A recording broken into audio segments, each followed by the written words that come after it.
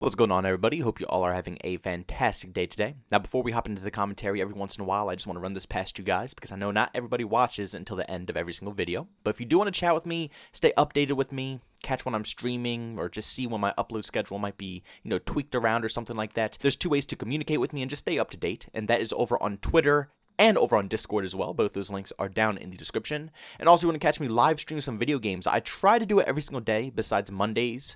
It's very rare for me to stick to that actual schedule, but I do try to stream, like I said, every day besides Mondays, 10 p.m. Eastern Time, over on Twitch. Link to that is in the description as well. But guys, today's video is going to be massive. This is going to be basically me summarizing my full experience from the Call of Duty Black Ops Cold War beta, giving you my personal opinions, all the pros, all the cons. I made a list here on my phone. I'm going to read them off to you guys. I'm probably going to start off with the negatives first, and then I'll move on to the positives after I list all the negatives. Just want to let you guys know, though, I know a lot of people probably thought that I really hate this video game from the past videos I've been putting out, with titles I was saying like worst beta ever, and skill-based matchmaking is ruining the game, blah blah this, blah blah that. If you listen to the commentaries, you would hear my opinion in those, but I just want to state it before we hop into the review that honestly, it's one of my favorite Call of Duty games at the moment. I'm having tons of fun. It's great gameplay, and I'm going to list later on in the video when I do list off all my pros, and I'm going to tell you guys why I think it's such a great video game. But honestly, compared to the alpha, it's a major improvement. The alpha, I don't know if it was just because I'm still trying to get used to the controller, and now I'm just kind of getting better at the stickies. I don't really know what the situation is here, but just my gameplay overall and my experience has been a lot better over the past couple of days. But with all that being said, let's move straight on into the cons so we can move on with this review. First thing that I wrote down here is the performance of the beta. Now, this is for a lot of people, not just including myself, people like Exclusive Ace, Drifter, Prestigious Key, tons of YouTubers and tons of my personal friends as well have been giving out, complaints about the connection to the servers and the lag and stuff like this. So it's been a issue that's been going around with a lot of people right now. But for me personally, it's more than just lag. It was more like stuttering, frame droppage, lag itself as well. It's a lot of issues, like the game would freeze when I get into gunfights or move in like slow motion. That would make me lose gunfights because I can't keep up to the pace with the other enemies. It was a lot of issues that were really annoying me, but I don't think that's necessarily the beta's fault. I do believe that's just because I'm running this game on a very old console. I mean, I have the original PS4. I didn't get a Slim. I didn't get anything new. Literally, when the PS4 first dropped, that is literally what's sitting right next to me right now. So it's a very ancient console, I guess I should say, which would more than likely explain why the performance has been a massive issue. But still, the lag, the servers, it was a little rough. I think the lag was just due to not a lot of servers being around across the USA and across other places as well to help other players enjoy the title. I think it was very few servers, so a lot of people were struggling, especially while playing with friends. It was hard to, find a good server to split two different people who live on two different ends of the country, you know what I'm saying?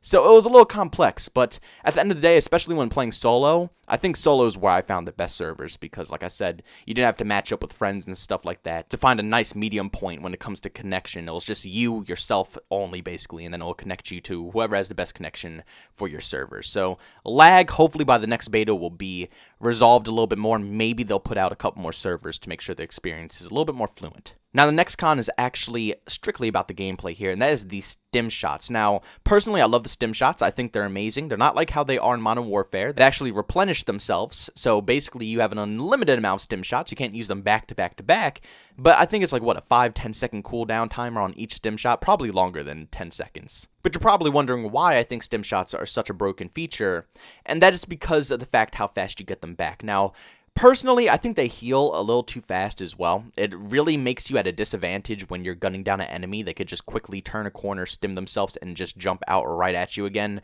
There's no time to, regen your health or anything, so you still have an advantage to jump on them or turn the corner and still shoot them. Literally, in a half a second, when they put that stim shot into their body, they're straight back. They can be at 5 HP and they'll go straight back to 100 in a blink of an eye, which makes gunfights very inconsistent.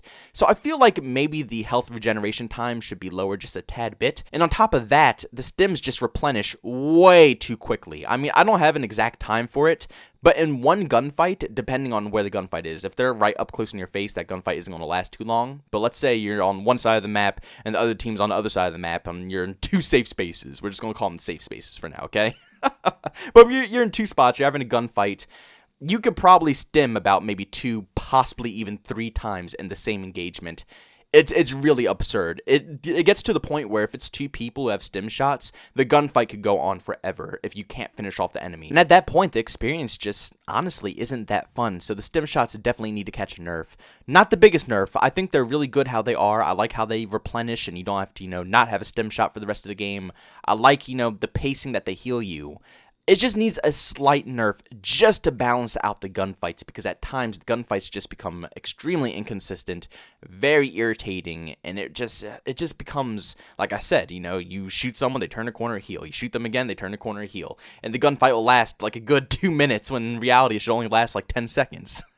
Next thing that I need to talk about here is a game mode that's in this game that I haven't seen since Call of Duty World at War. To be honest with you, I completely forgot what they renamed it in this game, but in Call of Duty World at War, it was called War, where basically there was one OBJ in the middle, and you basically had to keep pushing the enemy team back closer and closer to their spawn by capping more and more flags. So, like, whoever captures the first middle flag, you progress closer to their enemy spawn, and then the enemy team has to capture that flag to push closer to middle, then push back to the enemy spawn. You get the idea. It's probably one of my favorite game modes when it comes to Call of Duty video games, and I have not seen this mode come into a Call of Duty game, like I said, since Call of Duty World at War. The best game mode I could ever even think of. And I hopped on it, I played it, I actually got a match in on this game mode on Cartel, and Lord have mercy, that game mode is just perfection on that map Cartel. But I'm kind of salty about it because the game mode is only playable on 12v12. Not even 6v6. Now, it's kind of understandable. In Call of Duty World at War, the game was 6v6, and yes, it did have war, but the maps were a lot larger than the 6v6 maps that we see here in Call of Duty Black Ops Cold War. So it's kind of understandable why they didn't add this game mode into 6v6. But I'm hoping that we see some more 6v6 maps that can branch out and be 12v12 maps, because honestly, Cartel is my favorite map so far in the beta. It's great, it plays well, both 6v6 and in 12v12. The playstyle is perfect for it, and that's what I'm hoping to see out of more of the map designs when it comes to Call of Duty Black Ops Cold War. Maps that could be large-scaled, but at the same time still have flow. A lot of the large-scaled maps in Call of Duty Modern Warfare, they were interesting, they were unique, they were large, but they didn't have flow. So everybody camped, everybody held angles, nobody moved. But in Cartel, it's a large-scaled map, but at the same time, you can position yourself in good situational spots where you can still get a big flow of enemies constantly coming at you and get tons of kills on that map. I have tons of gameplay that you guys are going to be seeing throughout this week until the next beta comes out of me playing on Cartel. It's just a great map, so I'm hoping that maybe the Treyarch developers will have more maps in store like Cartel that will allow for the war game mode to transfer on both 12v12 and 6v6. Because I played this war game mode on the snow map, I forget the name of it, and it was just god-awful. It's just, this game mode is disgraced by some of the 12v12 maps, and I do not want to see this game mode go down in the dirt because it's forced into these maps that are just god-awful. I want to see this mode succeed. It's one of the best modes in the game right now. They need to make sure it's more playable on more maps. And another problem I had in the beta was things like the field mics and all those other placeable items that you could put around the map. They're very hard to see, and sometimes they make an audio cue, but it's just very difficult to find them. They blend in so perfectly with the map. And they're very overpowered things. They work very well. You see me using the field mic everywhere in this game, and I could keep that up all game long. And at the same time, if it doesn't get destroyed, it'll last all game on top of me getting a second one, so I can put a second field mic down and have two active at the same time. It's really broken right now. Either they should make it to where you can only have one until it gets destroyed, which is kind of not really the best option, but it would work to make sure that it's not, field mic spam all around the map because you hide it so well. Or the better option is probably just to make sure that they're more visible and you can see them easier. Maybe brighten them up, change them to a different color. Anything is more handy because right now it's very hard to see these things around the map, and they really do change the tides of the gameplay to make sure that the enemies are winning a lot better than you are, especially if your team can't find these things and cut them out and make sure they don't have them.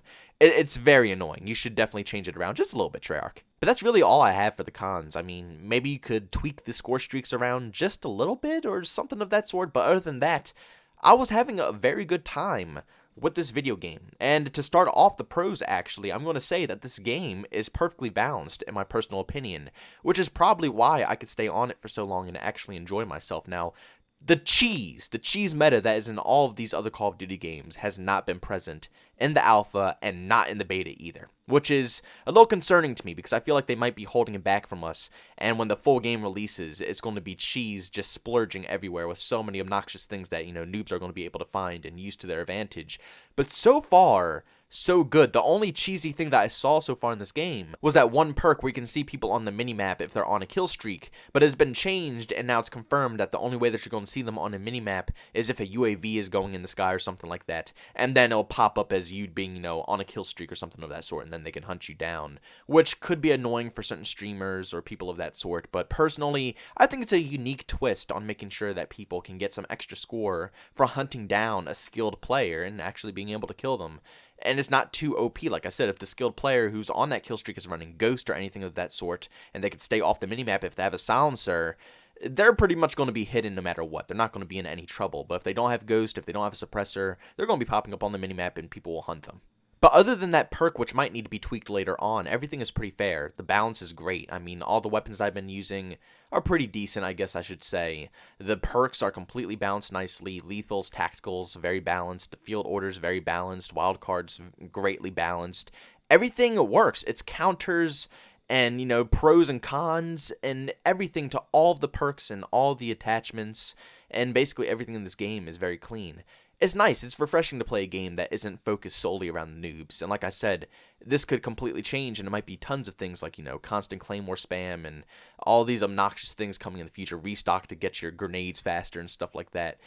And trust me, the whole game could completely take a 180 turn, and we could see a worse side of this title. But so far, I mean, like I said, the only spam that there really is maybe bouncing Bettys, and that's put on like a 2-minute timer per each Betty that you put down, so it's not really that big of a deal, It's not like every single life you're going to throw down 2 Bettys everywhere you go.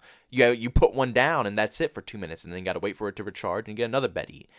It's really good, actually. I'm enjoying it. I'm not going to lie to you. And talking about the balance, the gunsmith is also very superb in this video game. I was allowed to dig a little bit deeper. Like I said, in the alpha, I wasn't too outstanding. I couldn't rank up that much. And it wasn't that many attachments unlocked, but in this beta, pretty much everything was unlocked for all the weapons that you could grind out. And if you put in the time and the effort, you could unlock a ton of stuff for each weapon. I put a ton of time into the MP5, which is going to be a lot of the gameplay that you see on this channel for a little while. And I unlocked a ton of things for it. And a lot of them are good. And if you think back to the gunsmith in Call of Duty Modern Warfare, it's almost like just obnoxious to switch up your class setup. You don't want to try anything new. You don't want to try anything different because all it does is make the gun worse.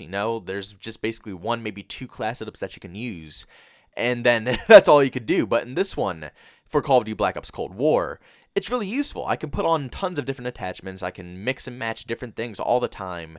And, the ADS speed, the performance, everything still feels pretty solid. Like, the gun feels like the gun it is.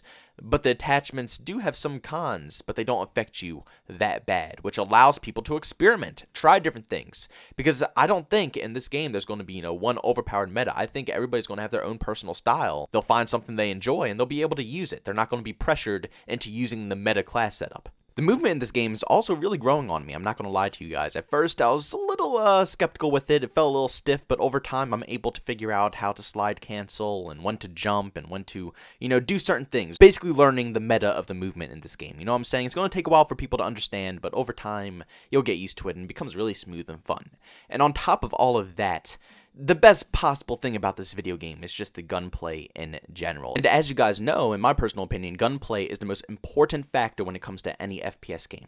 Over the skill-based matchmaking, over the map design, over pretty much anything in the game, the gunplay has to be there. It has to feel rewarding to get into a gunfight. That's what brings me back. The engagements. When I get into gunfights, when I win gunfights, when I lose gunfights, I want to improve. I want to say, what did I do wrong in that gunfight? And I want to get better. That's what brings me back into a Call of Duty game. I know my mindset is much different than other people.